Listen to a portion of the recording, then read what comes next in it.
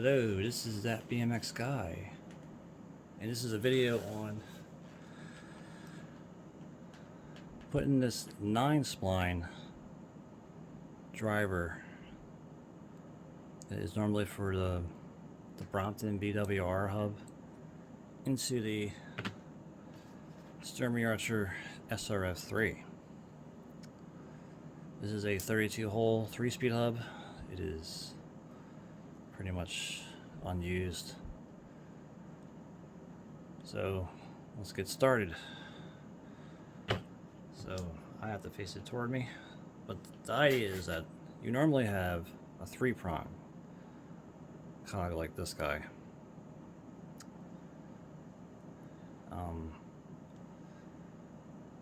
These are normally only 1/8, but lately Sturmey Archer makes them in 3/32 also, so you have that option now. But these little 3 teeth might not take your weight for a while. Like if you're using an e-bike, you kind of want more splines, so you can use some strong sprockets or cogs like this Surly cog right here.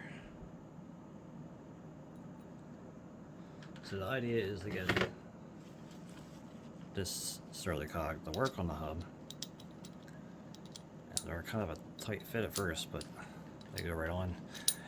Supposedly you can get 2 cogs on there, maybe 3. You put one all the way in and one all the way out or something like that. But yeah, we're just going to put this on here and we're going to see how it goes. You should have your 17mm, or in my case 11/16. It's kind of hard to find 17mm simple wrenches like this. I mean, yeah, this is very old. I don't even know if they Forge if it still exists. But also have this Park 16mm cone wrench. It's technically a 15, but I ground it out because at the time I couldn't find 16mm either. So we have the hub. So it has to come apart. It's probably better to take the whole thing apart. So we're just going to take off the indicator chains right here. Just this nut, this nut. Try to get this all done quickly and painlessly, so I don't have to edit the video. I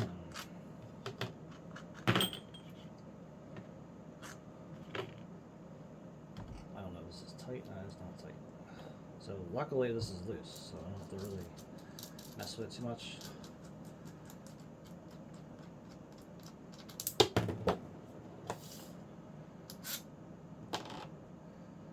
I'll loosen this guy.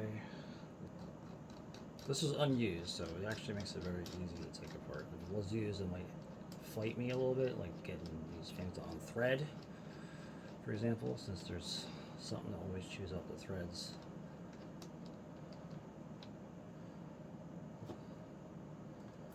This guy over. It's probably better to take this stupid plastic thing off with something like a screwdriver or a pick. In this case, it's kind of like a pick. The reason why I don't like the plastic thing is because of this. This kind of makes it very difficult to remove.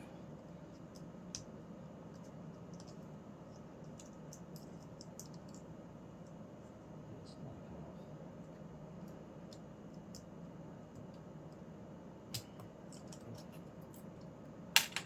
So this plastic cover is kind of the whole reason why I don't. Well, the one thing I don't like is plastic stuff on bike parts. So yeah, we have this side. So this side we just unthread it. If you have to hammer it off with a punch, or use that spanner that they make now. And it'll actually clip this, but with no rim connected to this hub, it's very hard to take it apart. So you might still have to hammer it off. It just unthreads counterclockwise, anti-clockwise, whatever you want to look at it. So we got the inside, the shell, and we got the whole cartridge of the guts. Since I made it a little bit easier to take apart, I'm going to just do this. I can't really do it in the camera very easily, but we can definitely get it to start. loosen the lock right here so it won't move. So finally got that guy. I use these like lock washers. They're kind of keyed and they hold this knot in place. That's the first upgrade you really should do. This helps to keep the stuff adjusted easier. So I had to adjust on the side. So anyway, we just pull this guy right out.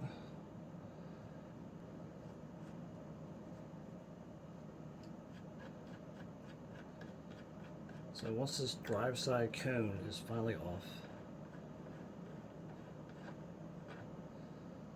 there's a little plastic thing on there that holds the spring. It should just be together.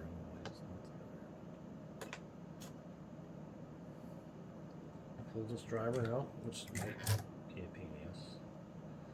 That's really all I have to pull out. You don't have to go crazy and take the whole thing apart. If there's grease and everything, just leave it. If it's clean, just leave it. If you need to re-grease it, I guess just go through the other video I have where I take it completely apart. But right now, we got all we need. So you have these pawls to hold this metal plate thing, and maybe add some grease to that stuff or oil. This doesn't seem to have much on there, but for the sake of making this not a timely video, we're not going to put grease on it. The hardest part is getting these pawls into this ball ring here.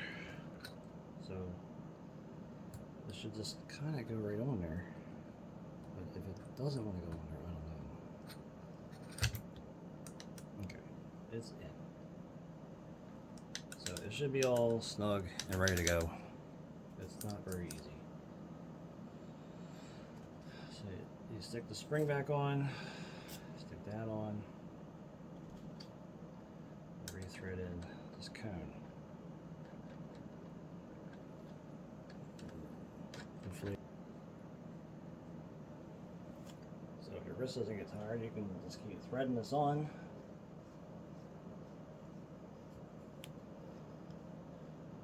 So it's finally hand tight.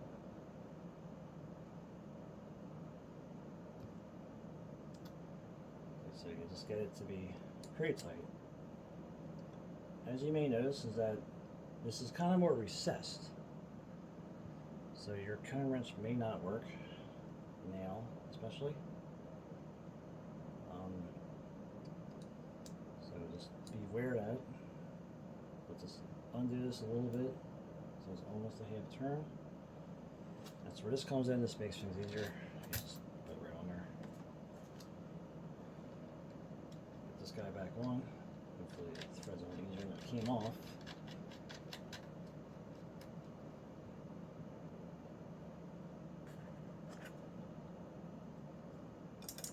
So since it's recessed, you might have to like hold your wrench a little bit differently. But if you got that little keyed washer in there like I do, it's not that bad. So you have that together. It should be kind of loose. Like everything should just spin. So yeah, that's on there. That didn't go with a hitch. It kind of pushes the cog or driver over a little bit. If it focuses. So yeah, it kind of looks a little better too. But then put it back in the shell, like so. Put it in there clockwise, thread right in. Shouldn't fight you when it's new like this, because this doesn't seem to fight me like that. Maybe hammer is tight, but you know, if you just ride it once, it should tighten it up.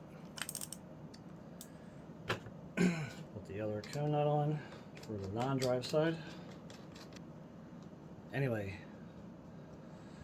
that guy thread on there pretty quickly.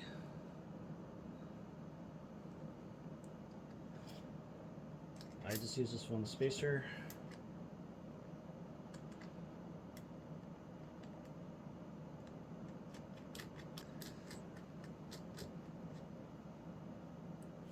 So just tighten that up. Make sure it's adjusted good. Make sure it's no play. Make sure it spins pretty free and all that stuff like in other videos. So yeah, we have that. So you have your cover, you put that cover on and it gives you all that space. So you might need this fixed spacer, which I don't really need because I got the Surly. But if you're using a normal 3/32 cog, you might need this 1/8 inch spacer, I guess. I guess it's 4mm. But I got this 2mm spacer.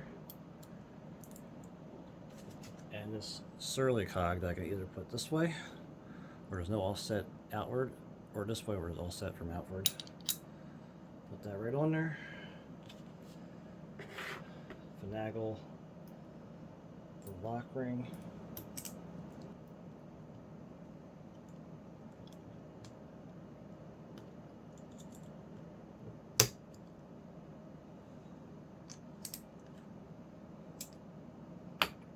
Doesn't give you that much of a chance. You know, with greasy fingers it doesn't really help you. But that's how it would look. With it's held on with a circlip, like so. And you got this nice 3/32 9-spline cog on your 3-speed hub. So it'll handle a lot more weight, force, and all other things. And the only real problem is, like, you got to get this circlip off or on. And that's very fun and exciting. So here's the driver that had. There's a cog that would work with it. So you basically just put all your stuff back on. All your cogs and other stuff. Your lock nuts. Axle nuts.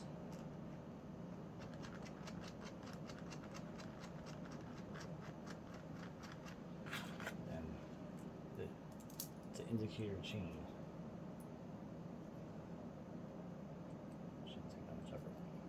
Yeah, there you go. You got a hub with a nice 9-spline driver. In this case, it has a nice Surly 9-spline cog. 3/32. And you're ready to roll.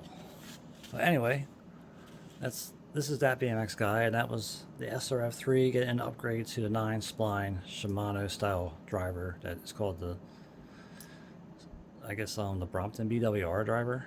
It fits perfectly on a normal SRF3. It might fit on the SRF5, but I just don't have one of them to test that. But yeah, that looks okay. It just uses a circlip though versus threaded lock ring, which hint hint, Sturmey Archer, what are you doing? Why don't you make it a threaded lock ring? But anyway, there you go. And there's the SRF3 with the 9-spline driver. Anyway, this is that BMX guy, and thanks for watching.